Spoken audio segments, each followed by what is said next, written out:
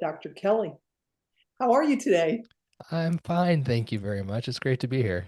Yeah, thanks for being on. I'm really excited. We had to cancel one time, and that was my fault. But I'm really excited to talk to you today. And I really would love, first of all, for you to just kind of introduce yourself, tell us who you are, um, what you're all about, etc. And then Yeah, we're going to yeah. talk about a big word, and actually the title of your new book that came out, The Road Less Triggered. And I love it, and I hope that just kind of popped some ears open because we're going to talk about that topic. Yeah. Well, yeah, I'm Dr. Kelly Flanagan. I think one of the more interesting facts about me is that I am married to Dr. Kelly Flanagan. No. Yes, indeed. I got to graduate school at Penn State in 1999, in the 1900s, as my kids like to say. And Yeah. back in the ancient times. And I met this other graduate student who was just coming into the clinical psychology program, the PhD program, and her name was Kelly. And she wrote home to her mom and said, "I met this great guy, but his name's Kelly, so it could never work out." But we figured it out. She took my name. I think she regrets that probably more often than not because we even eliminated the Mr. and Mrs. distinction when we got our PhD. So we're Dr. Kelly and Dr. Kelly. Our friends call us Kelly Mom and Kelly Dad. And Love that. we have now a 22-year-old son who is living in Chicago and chasing his dream of becoming a professional comedian while he supports Wow. yeah, while he supports himself working at Trader Joe's. I'm really proud of him for Yeah. owning that independence while also kind of honoring his passion and what he wants to do with his life. And then I've got an 18-year-old about to graduate and go off to the University of Iowa in the fall. And then my Wow. daughter is 16 years old, and she's driving, which doesn't seem right. I just Yeah, can't I know, imagine. right? Yeah, my little girl is driving. So yeah, that's where we're at in life. I was again trained as a clinical psychologist, outpatient mental health therapist for many years, owned my own practice, Mm. employed a number of therapists, eventually closed that to shift entirely into writing books and speaking and doing a little bit of coaching for a handful of people every year online. And my wife was a professor at Wheaton College for Wow. over 10 years. She was Yeah. the director of the psychology program, graduate program there. Eventually decided I'm teaching all these young people to go out and do the things I love to do. And so about 10 years ago, she resigned from her professorship and took a job at an outpatient mental health center out here in rural Illinois, serving underserved families. And so we moved out of the Chicago suburbs and out here to rural Illinois, where we have finished raising our kids so far. Yeah. How I grew up in rural Yeah. Ohio Yeah. and now lived in Dallas proper Yep. Yes. Not for rural. 36 years. Uh-huh. And I crave the rural a little bit. Yes. Yeah. I love the ease of the city part in a sense of just everything's fast. Exactly. You can get everywhere and there's Yes. a lot going on. But the rural part, I miss garden. I do have Mm. roses in the backyard, but I mean, Well, we were sitting around one day. It was a Friday afternoon. That was the day I had off of doing therapy, and I was home with the kids all day. And this was when they were very young, and I was bribing, basically tricking them into being quiet because I'd had too much, And yeah. so I said, we went outdoors. I said, for every sound you can hear, I'll give you a nickel. And they listed all the sounds like dogs barking and mowers. And I was like, you guys missed a big sound. And they couldn't hear it. It was the sound of traffic from the highway in the distance. Wow. It was just background noise to them. And I said, you know what? I'm going to take you to my hometown. They'd never been back here. And I said, you're going to hear what real silence sounds like. So we Yeah. came out for a day, and my guy who's now 18 at the time was really dysregulated often. His nervous system was like a live wire. And Mm. we had the best day with him we'd had in ages.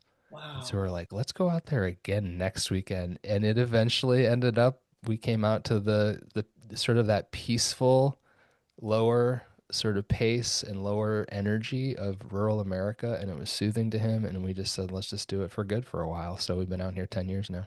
That's amazing. Yeah. You brought up a good word, and it was interesting. I was talking to a young girl yesterday, 39 years old. I consider that young. And she was talking about she has a 10-year-old son. You know, he's doing all the sports and all this kind of stuff. And she's a hair person. And she was like, it doesn't matter where I go, there's so much noise. There's so He much said, I noise. don't know if it's getting louder. And I said to her, I said, you know, it's so interesting because she and I've talked about this topic before, but normally I'm hearing it from my age group. Gosh, every Mm, restaurant we go into, everything we mm, do, you know, we go to a grandkids game and all the whistles and the blah, blah, blah, blah, and there's so much noise. And she was saying that. And I thought, okay, even that generation is talking about that. And the whole dysregulation thing, yeah. I'm so about that. I think that's so much part of this, Yes. right? Yeah. I mean, many years ago, you had to be in one spot to hear music. Now you can walk around with headphones on all the time. And I feel like our culture in general has put headphones on all of us. Like you go into Yeah. any store, any place, there's music playing. It's usually pretty loud. They want it to be a part of the ambiance. So yeah, I don't see humanity turning down the volume on anything anytime I soon, know. right? So I Yeah. think I think we as have to be careful to nurture ourselves and take care of ourselves and give ourselves those silent spaces every once in a while. And for us, that turned into 10 years of silent spaces so far. That's so cool. Yeah, Jeff and I read a book. Gosh, I can't remember the title at the moment, but it was about a guy that decided to go. He went to, you may be familiar with it. He went to a monastery for two mm, weeks. Then he lived in Amish country for 2 weeks. mm, And he wrote a book on it. And it mm-hmm. is phenomenal. And Jeff looked at me and he goes, we need to do that. We Yeah, need to yeah. try that. But to your point, there are trade-offs, Yeah. Yeah. like whenever we go into the city to see my son, we're going to eat 3 meals, because the food's so good and you get such Yeah. diversity so there are Yeah. trade-offs, but there are definitely benefits to being out here. Yeah. Okay, so I want to dive in a little Sure. with, and that can even maybe even move back to the dysregulation Hmm. part as well, Right. because I think that's such a big topic. I think there's a lot of buzzwords in our culture right now, what at least what Jeff and I are hearing. And Hmm. I think a lot of people, I was just having a conversation with a young guy that Jeff disciples. He happens to be here from the Northwest last night at dinner, and he was just saying how um, it's it's it's everywhere. It's there's so much dysregulation because we're stuck a lot of times on these um, words Mm. instead of focusing on. It's more about self-focus than it is about it, maybe even reaching out or serving whatever topic or word we want to use. But we were talking about. I was showing him your book actually, Hmm. and I was talking about the word triggered.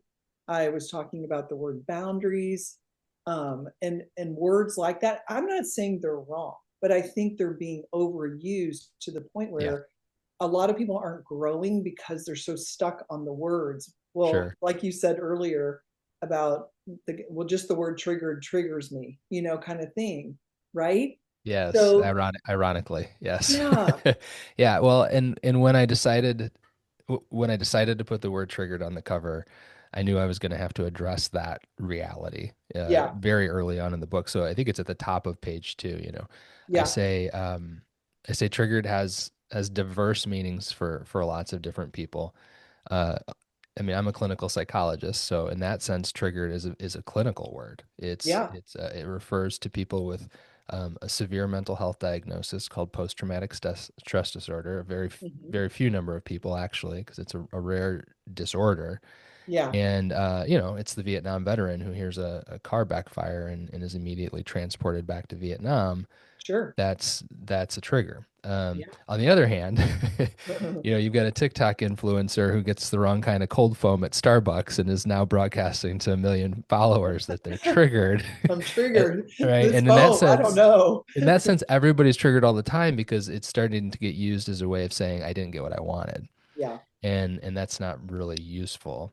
So I wanted to be really clear in this book that triggered is we're referring to a very specific moment, and it's the way my clients and the couples that I talk to and Mhm. the families that I talk to, the friends that I talk to, it's the word they use when they Sure. describe repetitive moment in their relationships when Hmm. all of a sudden their nervous system activates and they start to react.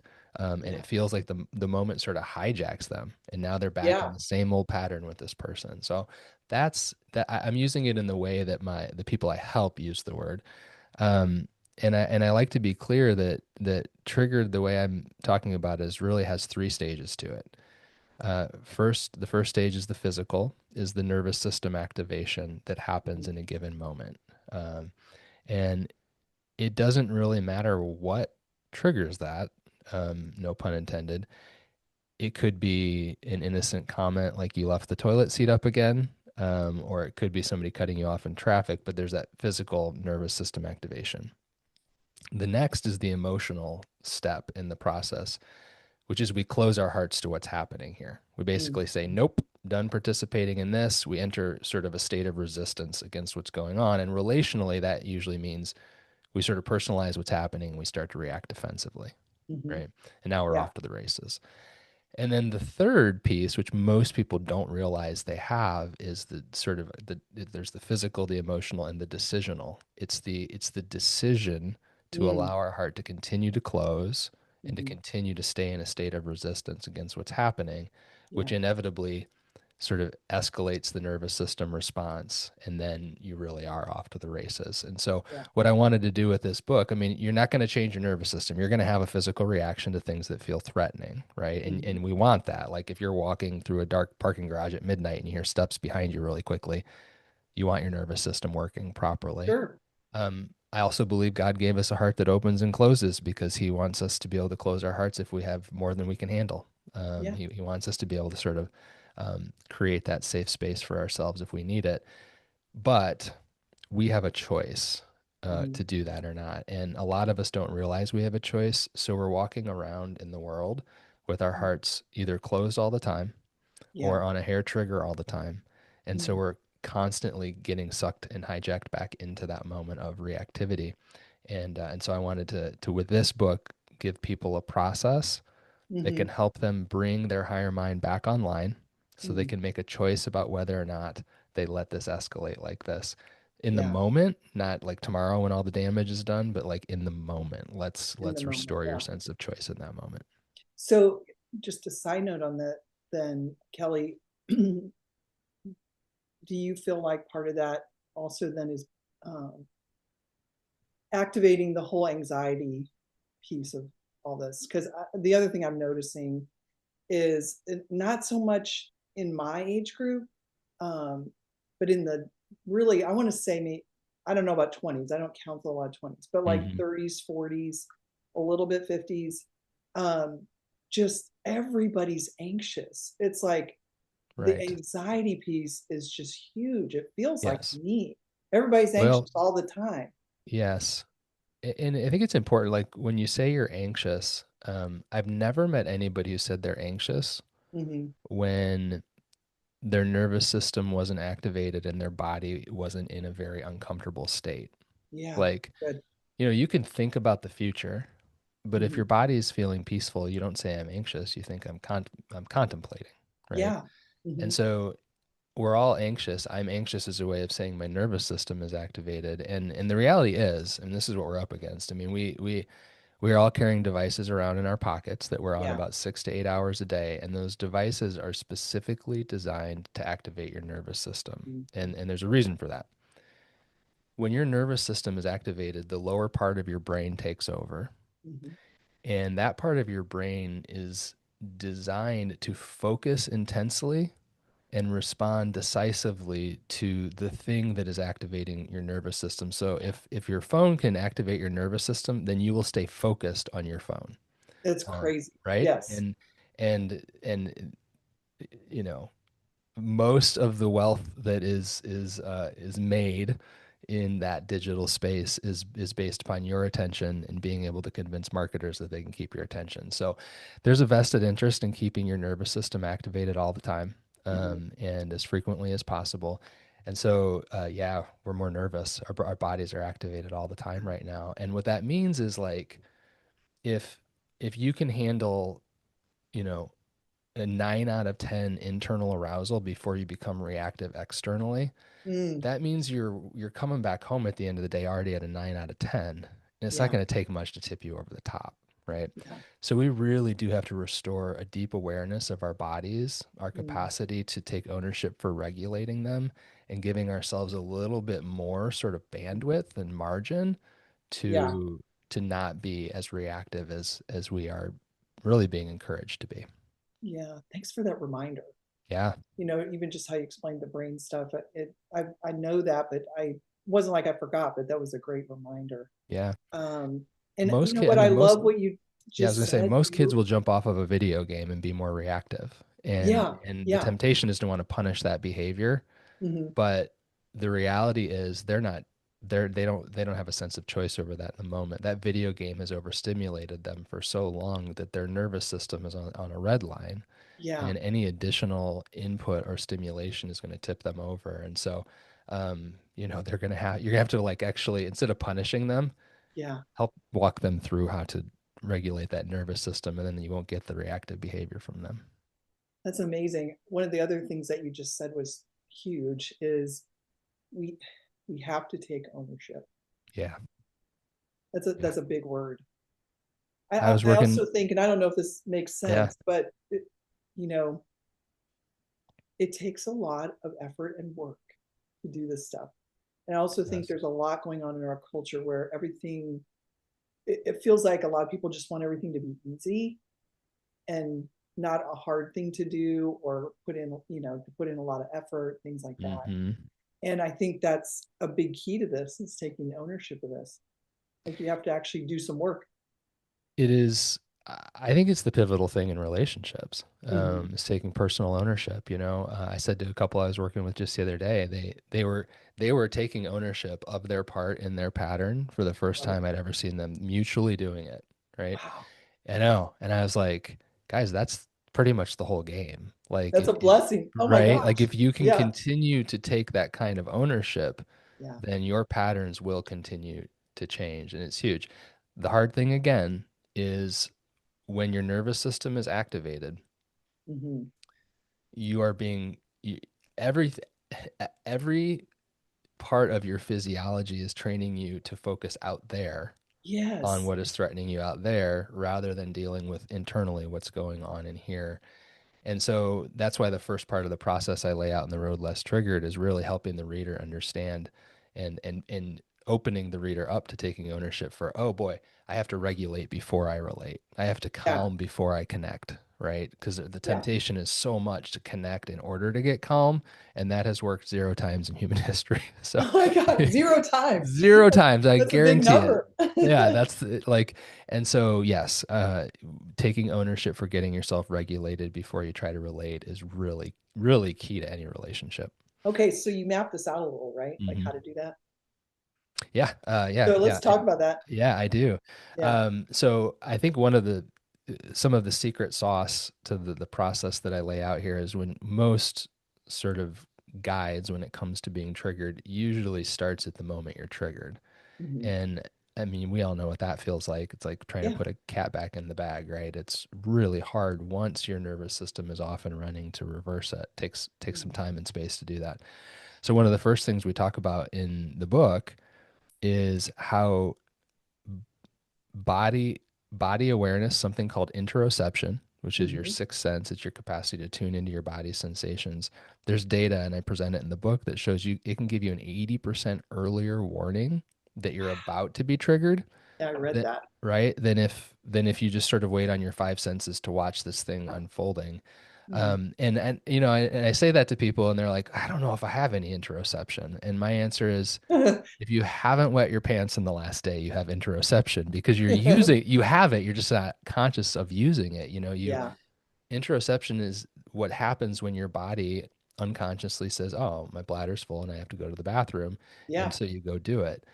We just have never really harnessed it Hmm. to tune into the very earliest moment where our nervous system is starting to activate, because the nervous system is actually, it's a lot like a furnace. It doesn't fire up full blast all at once.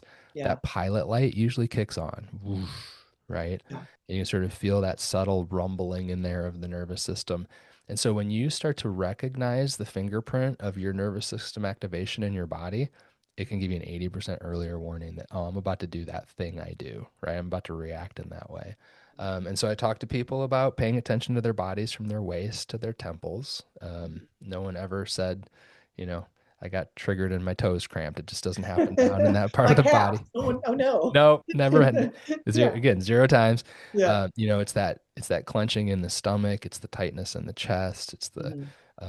the tension in the shoulders, it's the throbbing in the temples. That space in your body is trying to tell you something if you can Mhm. listen to it early enough. And with 80% earlier warning that you're about to do the thing that sets off the cycle in your relationships that never ends well, Yeah. now you actually do have you're empowered now to take ownership of that moment in a different way. Yeah. And in the process, one of the ways that we first recommend you do that is use that space to watch all of the defensive urges that are about to rise up within you, right? Yeah, that's amazing. Just watch them. Instead Yeah. of wielding them, watch them. Like, Mhm. oh boy, I'm about to say this thing. Oh, I want to do this thing. Oh my goodness. And as soon as you can see your defenses rather than doing your defenses, you've changed your pattern, Yeah. right? So, but that also, I wrote a whole chapter in my recent book on paying attention Yeah. because I think that's another thing. I mean, this is such a complicated issue, I feel like, in so many ways, but like we're so, whatever you want to call it, triggered, or we have all this noise and then we have all this stimulation and we're at this peak, you know, whole brain thing, everything Yep. is that we don't even take the time to pay attention, No. No, we right? don't. And so when you were describing moving from, the city to the country, Yeah. and your kids weren't even aware of the the highway, noise or the street noise and stuff like that. That's part of it, is being able to, at least what I've been trying to do over the last 10 years, is find a place of silence. And it Mm, doesn't have to be I go to a monastery, which I think is really right. cool, but Yep. like it's more about in your daily life, where's the silence? And then paying attention to where that silence actually is, Yep. or making it happen, right? Yeah. Honestly, 60 seconds. Yeah. 60 seconds can be a really powerful pause. And why is Um, that? Tell us about that.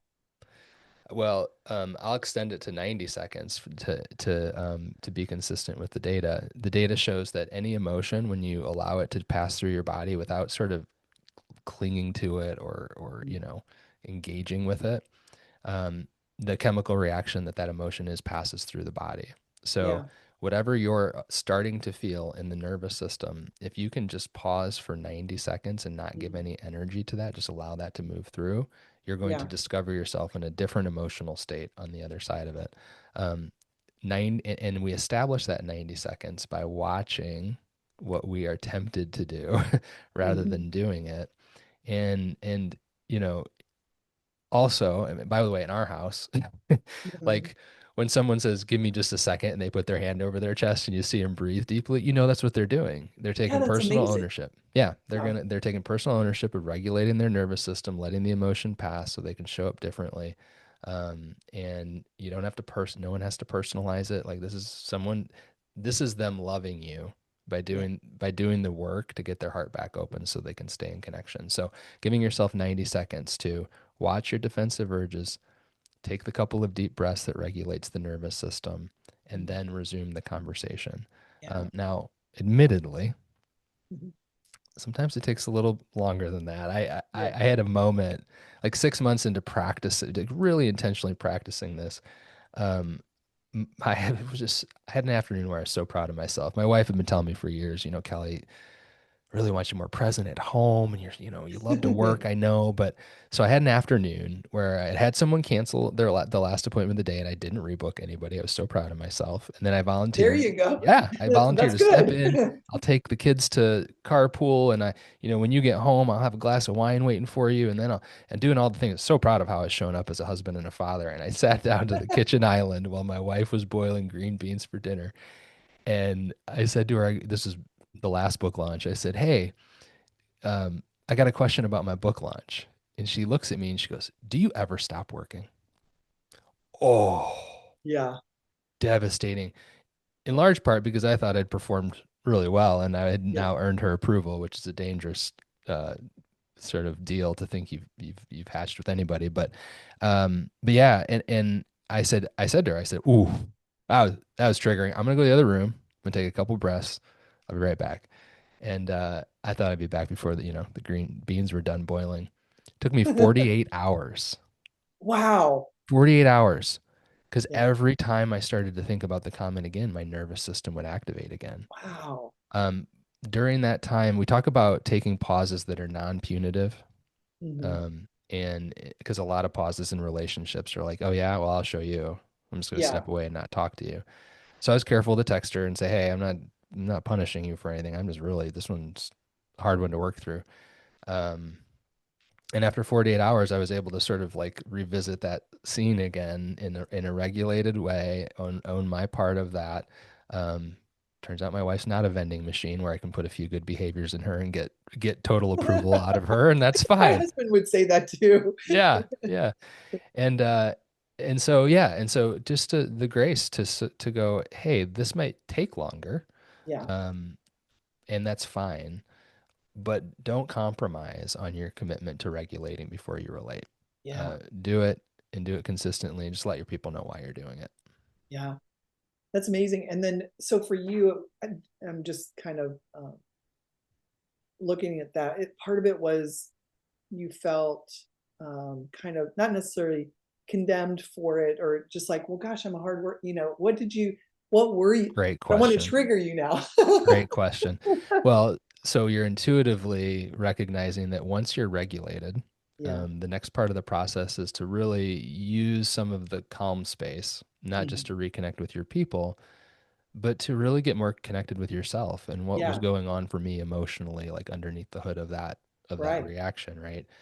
Because that's really where you see sustainable changes in your pattern is once you can sort of, oh, this is that Yeah. feeling that I have. And you start to realize it's not. I get this feeling in this situation, and this situation, and that Yeah. situation, and it's not really about the situations or the people. It's about the feeling I'm reacting to, Right. right?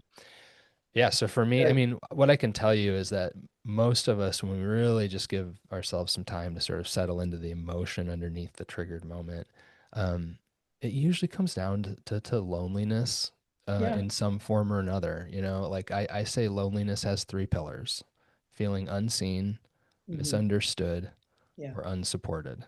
Yeah. Um, Wow. That's good. and so, I feel like that was a moment where I was like, I was probably feeling unseen and misunderstood, and unsupported because I was coming asking for help on something about my book launch, and she was like not Yeah. wanting to help with that in the moment. So, strike three in terms of loneliness in that moment.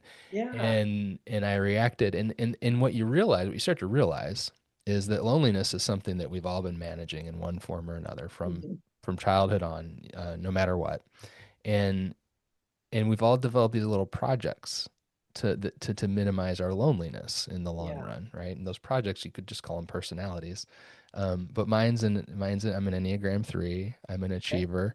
I'm gonna perform Yeah. optimally for you, and Yeah. then you'll see me, and you'll Mhm. understand me, and you'll support me, right? That's how it's gonna work, Right. right? Right? Right. And that's actually just not how it works Yeah.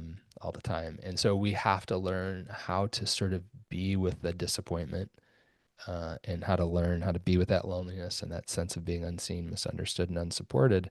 Uh, because if we can't be with it, we will just immediately defend ourselves and try to get it fixed.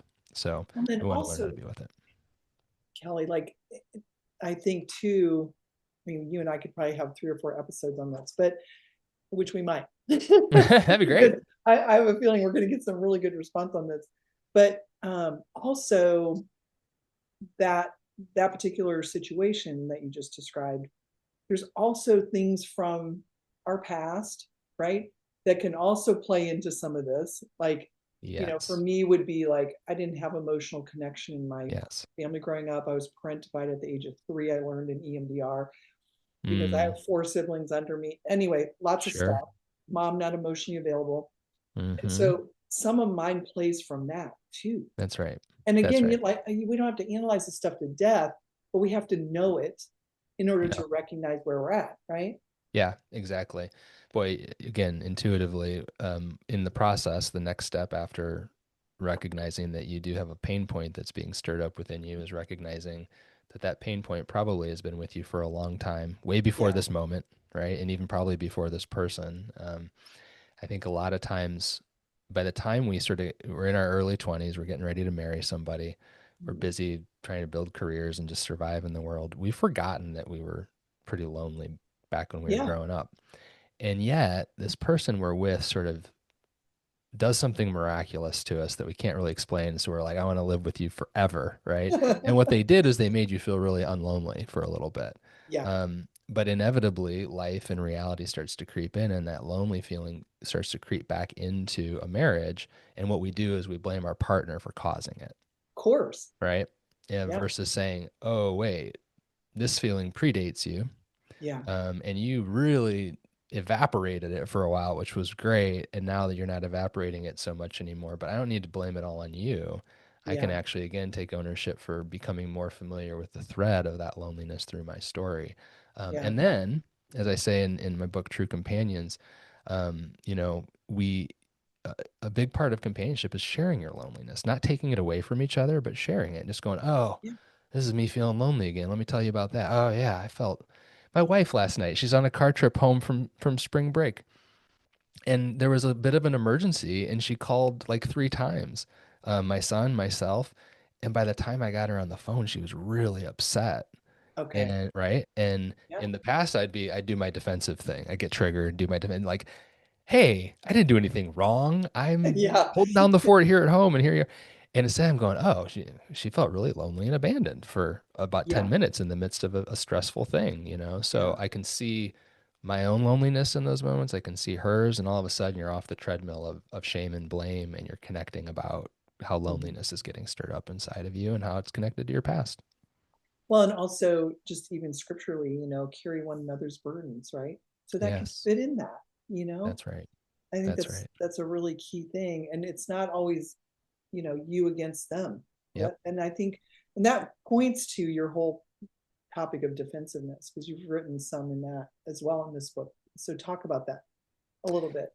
Where Yeah. you want to start. I mean, I know, I know. I love what you said there about, you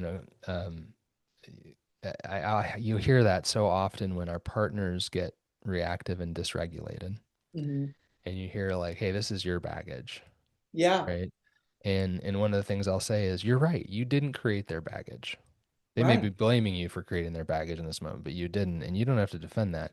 But you can't help them carry their baggage, right. right?"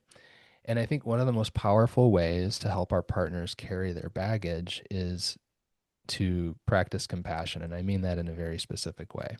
Um, I think of compassion as the capacity to see your people's pain beneath their protections, Mhm. to see their pain beneath Good. their I love that. protections, right? So when your partner starts to get really dysregulated and reactive to you, Mhm. typically your defenses will kick in, and I want to respond to what an easy way to sort of categorize what our defenses are, but your defenses will typically kick in reaction to their defenses. And now you're both just defensive Right. versus going, wow, if you're feeling that protective, you must be in a lot of pain in this moment. Yeah.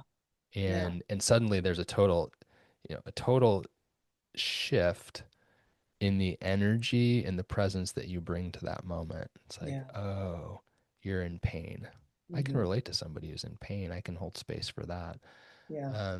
But generally, before we're really intentional about it, we do get defensive. And I always say that, you know, you can categorize human defensiveness into 3 categories.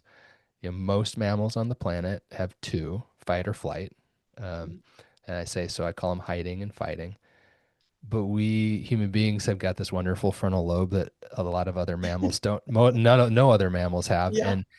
and so we try to control instead of just running from the threat or fighting the threat. We try to control the threat. We try to manage it. We try Yeah. to sort of. I say I'm not a control freak, but I am a control sneak, and I think a lot of us are. We're trying to sell our partner on an idea, Yeah. right? Rather than just telling them what we want, Yeah. or we go into mentor mode and we sort of treat them like they're the one with the problem and the mom issues and they're going to have to deal with them, or Yeah. for or we sure. just in very overt ways like try to control what they do or what they say or what they're allowed to say. And all of those sort of forms of controlling, I think, are also forms of being triggered, even though they look more sophisticated, you Hmm. know. And so I will tell people that yeah, you're when you're triggered, you're probably either going to hide, you're going to fight, or you're going to try to control. Yeah, And how can you can't control and connect at the same time. yeah. So ironically, you're shooting yourself in the foot when you get into that control mode. Hmm. Let's let the agendas go and let's try to actually connect. Yeah. Dr. Kelly, golly, I hope we can uh, keep talking on a future episode. I would love that. This has been a great Yeah, because there's so conversation. much to this, and I think it's so beneficial and helpful for so many. So I'm going to end here, and we're going to have you back at some point. Wonderful. But tell us a little bit about just a couple things about what do you hope people get out of this book, Mm, and then also where we can find you. yes, yeah, of And course. the book I'm sure is everywhere. Just books Yes, are yeah, exactly. Well, sold. I'm happy to report we just got the news that it hit the USA Today bestseller list at number 23, which is very exciting. Congrats! Yeah, Yeah, didn't thank it came out just like was Yeah, it this week?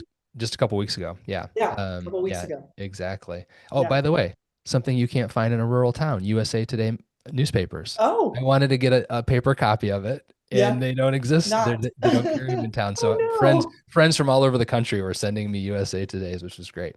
I love that. Um, my greatest hope for the book, and actually just had so I literally had a friend text our group chat. He's on vacation. He sends a picture of the book. You know, very clearly he's beside a pool. He said, "I'm only on page 50, Mm, but already I'm aware that I was triggered several times today when I wouldn't even have been aware of it, and I've wow. been able to talk about that with my wife rather than react to her." And so that's my hope. Like I will say, like my first book I thought of as inspirational, my second book beautiful, my third book suspenseful. This one I want to be helpful. I wanted it to be helpful. Like that Yeah. was the like practically Mm, helpful from page one to page whatever it is, 198. And yeah. that's the feedback I'm getting so far. So I would encourage people to pick it up and get sort of real time help Hmm. for these really, really important moments, pivotal moments in our relationships right away. Yeah, and you can do that anywhere, paperback, digital, or audio. Roadlesstriggered.com is the place Yeah. to go to sort of find out more. It's a, sort of the hub for the book if you want to check out it and find out more. Cool. Yeah. Mr. Kelly, thanks for being on. Cheryl, thanks for having me.